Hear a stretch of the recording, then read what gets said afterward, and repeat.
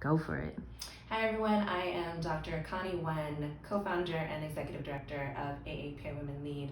There's been a bunch of stuff going on around the coronavirus, and so AAPI Women Lead wanted to reach out to our community leaders, our health practitioners, and a bunch of other folks to help our communities navigate through this period. So our first kind of amazing person that we wanted to talk to was Ivy Lee. Ivy, tell us a little bit about who you are, what you do, and then I'll ask you a couple more questions. Sure.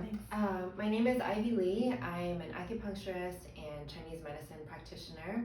I have my practice here in Oakland, California called Luminae Wellness. And I've been monitoring the progression of COVID-19 really closely, both from the Western medical perspective and also Chinese medicine, because Chinese medicine has been used to treat a lot of cases of coronavirus. That's amazing.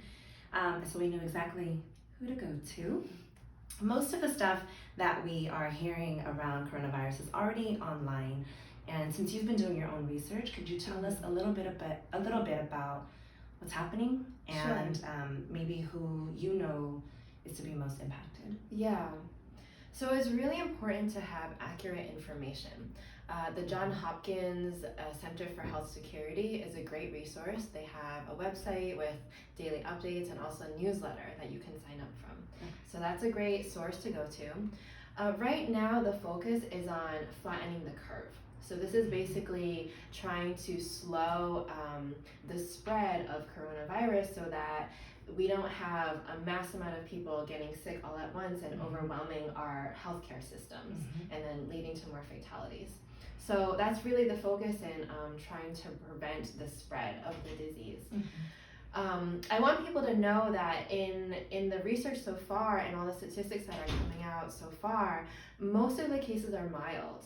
About 80% of the cases are mild. So it's sort of like when you get a cold or a flu, those kind of symptoms.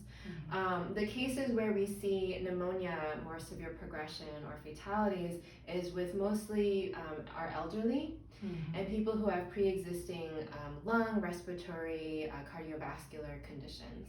So I think this is important to know because a lot of people are panicking, where for the majority of cases it is mild or moderate symptoms. Right. So that's helpful. That's really, really great to kind of help us figure out what's going on, what are the biggest concerns, and who's most impacted. Can you tell us, because I know a lot of our folks are concerned about their healths right now, what are some of the best ways to boost and support our immune systems? Yeah. So if you come down with symptoms, chances are you have the cold or the flu because it is cold and flu season. So it's important to not panic and freak out if you start to get symptoms. The advice that's given if you do have symptoms is to stay home and rest because the body has a capacity to heal and overcome the symptoms, and then you'll be fine. And by staying home and isolating them that way, you prevent spreading either the cold, flu, or virus to other people. It's for people who are more elderly and people who have the lung and respiratory conditions, cardiovascular conditions. Those are the people that are recommended to call your Western medical physician, go to the ER if it's very severe, because those are the people who really need medical care. But otherwise, the advice is to stay home and rest, and generally, for the majority of us, we'll get better that way. There's a lot that can be done to strengthen your immune system. This is where Chinese medicine really has a stronghold in preventative medicine. So of course the precautions that everyone has been sharing of washing hands, of if you coughing into a tissue or your elbow, all that is really important, but there's a lot more we can do. So for the immune system, a lot of it has to do with strengthening your overall body. And so there are fundamental health practices that are really important for this. I always say that food is medicine. So your diet is really important at this time. Eating nutritious foods, so a lot of vegetables, bone broth, certain antibacterial and antiviral foods like garlic, scallions, ginger, mushrooms is really helpful. And it's important to cut out the things that are more inflammatory or promoting dampness or heat in terms of Chinese medicine. Because coronavirus is this complex pattern that has more damp toxicity and heat attributes to it. So cutting out foods with those sort of inclinations is helpful. So this means cutting out sugar, dairy, alcohol, fried greasy foods, you know, a lot of the fun stuff. No fun things for now. Okay. But you know, just through your diet, it's really makes such a big difference in improving your immunity and strengthening your overall health. And this is what I want people to know. Okay. Another thing that's really helpful is getting good sleep. Because when we're sleep deprived, when we're too tired, then the body doesn't have resource to fight off bacteria and viruses. And in Chinese medicine, we have a concept called the Wei Qi, which is like a protective qi or defensive qi. That can be compared to the immune system in Western medicine. And you need sufficient qi overall to have good Wei Qi. So getting enough rest and enough sleep is really key. Another thing is getting regular exercise. You know, this has moderate exercise, not overdoing it, but moderate exercise has immune boosting properties and also helps the qi to circulate, which is important. Not getting too stressed, because stress induces cortisol and has immunosuppressive properties, causes inflammation in the body. So being sure to not panic, to stay calm, relaxed. You know, upping the self-care practices, whether that's getting acupuncture or meditating, deep breathing to stay calm and relaxed. And on that note, acupuncture is super helpful to balance and strengthen your body and to boost your immune system, as well as relaxing, you know, your nervous system, helping with stress and anxiety. So getting these fundamental health practices in place is key to your immunity. People ask me all the time about herbs, and there are a lot of herbs, a lot of options from both Chinese medicine and also Western herbalism. And I'd say that it's important to have these fundamental practices in place first. For herbs, you know, or supplements, if people want to take those, I'd recommend a probiotic, because your digestion, your gut health is really linked to your immune health. Certain medicinal mushrooms like shiitake, maitake, reishi, cordyceps, turkey tail are really good because they have properties that help to boost your immune system. Say it one more time. What are the mushrooms again? So there's a group of fungi called like medicinal mushrooms. They're basically like superpower mushrooms. Superpower. Yeah, that have a lot of antiviral properties. So common ones that you can cook with are like maitake mushrooms, shiitake mushrooms, lion's mane, turkey tail. But you can also get these in supplement form. And then the other supplement that I recommend is elderberry. Elderberry isn't going to like kill coronavirus, but it does have an effect on strengthening your immune system, so especially preventing colds and flus, which tend to deplete your system and make you more susceptible to other things.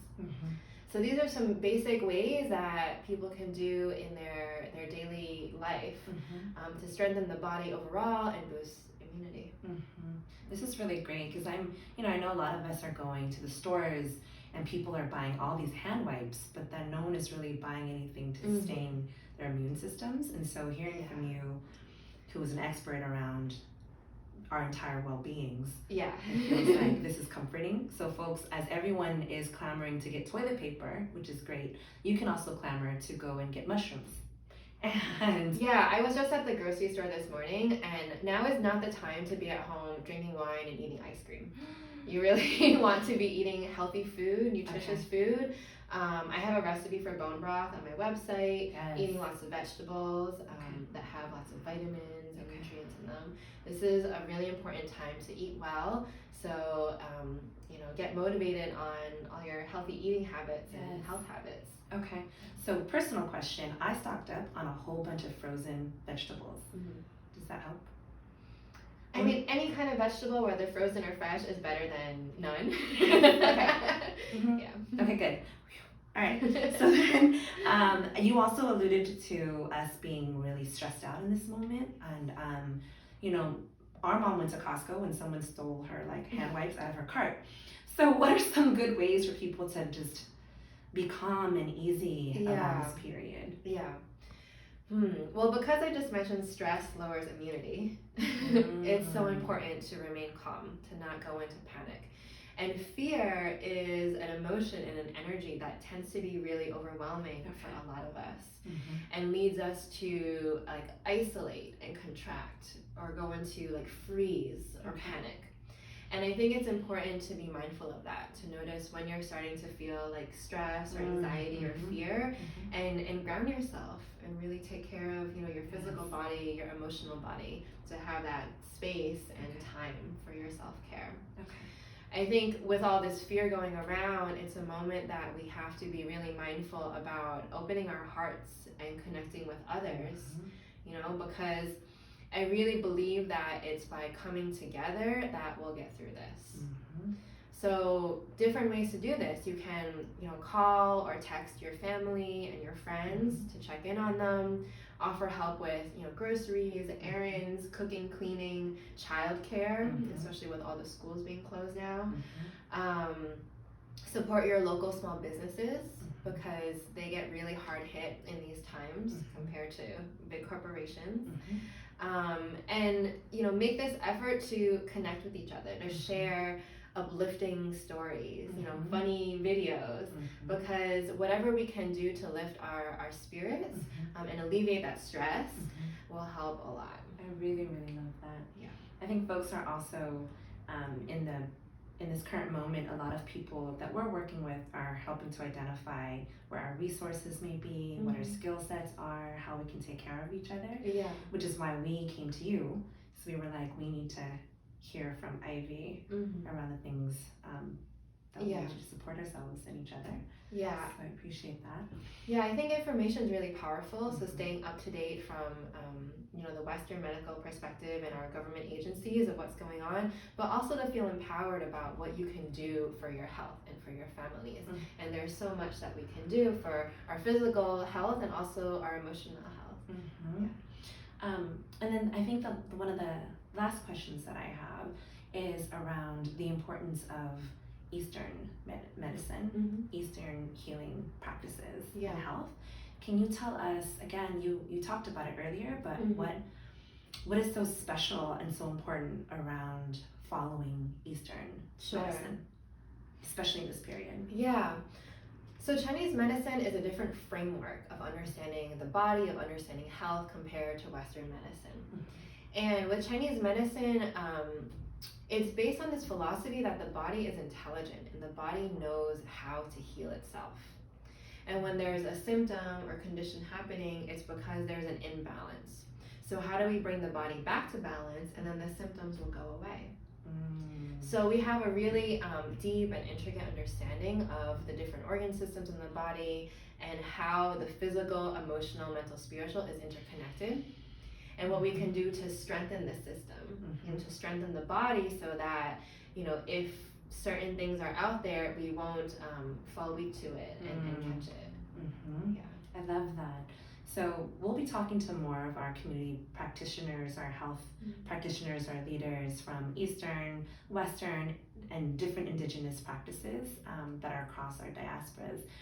You're our, you know, one of our main people who's been to our conferences and a part of our gatherings. And so we really, really love and appreciate you. So thank you for being a part of AAPI Women Lead. Can you tell folks how they can get in touch with you, your website, any of that stuff? Sure. I'm posting regular updates on all my social media. So you can find me on my website, luminaewellness.com. That's LuminaeWellness.com. My Instagram is the same, Luminae Wellness.